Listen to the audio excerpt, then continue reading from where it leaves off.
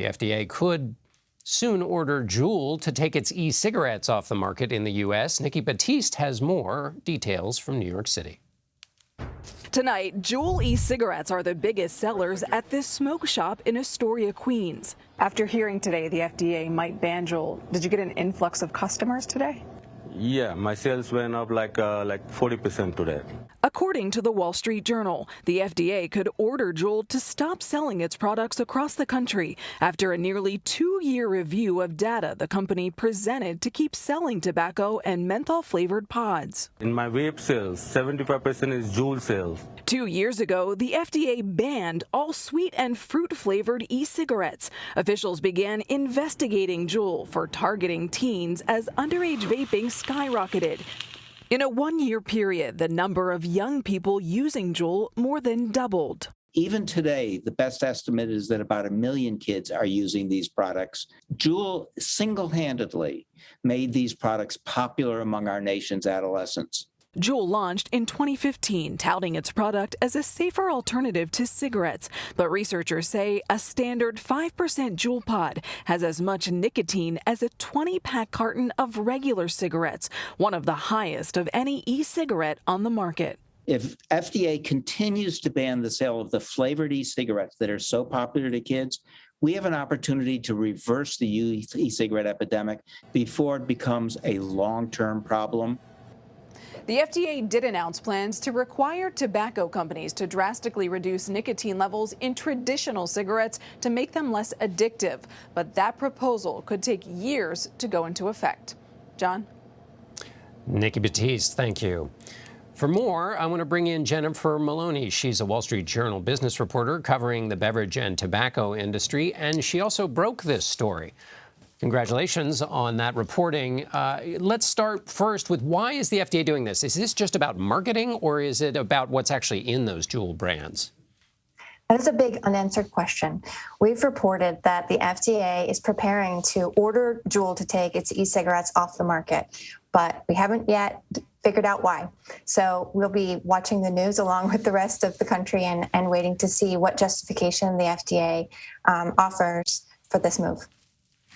So Juul is just one brand. There are a lot of other products on the market that have been able to, so far at least, evade FDA regulation. Why is that?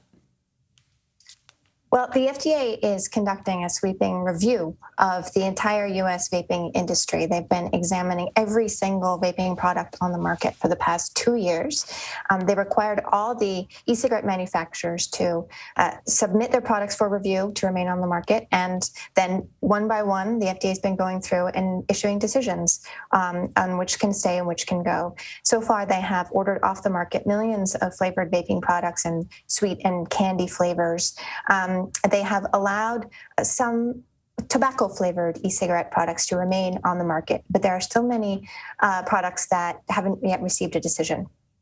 So those other products could get a call someday. It doesn't mean they're in the clear. They could.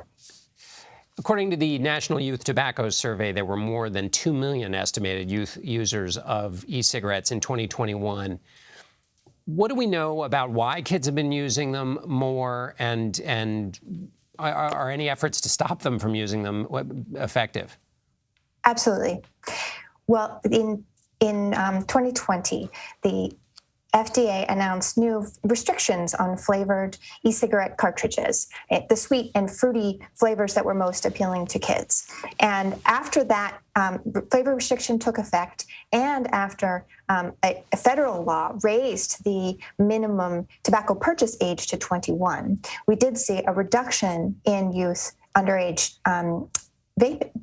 So 11% of high school students last year were using e-cigarettes, and that was down from 20% in 2020. So we have seen a reduction.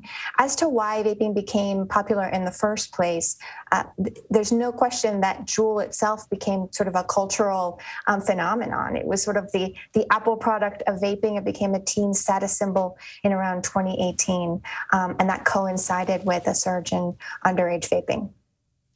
And just to remind all of us, including the teenagers out there, what do doctors and scientists believe are the health risks of these e-cigarettes? Well, first of all, no child or teenager should be using vaping products, should be consuming nicotine in any form. Nicotine is not great for the young developing brain, and it's certainly not a great idea for kids to get hooked on this addictive chemical.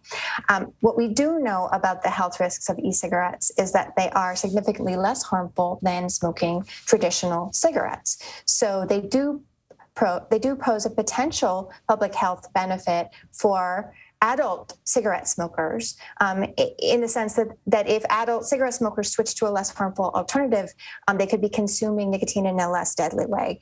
But it's really important to underscore that e-cigarettes are by no means perfectly safe. And the FDA right now is really weighing the potential risks of e-cigarettes to young people against the potential benefit of helping adult cigarette smokers switch to a less harmful option. That's right, trying to strike that balance. Jennifer Maloney will be following your reporting. Thanks so much for being with us. Thanks very much.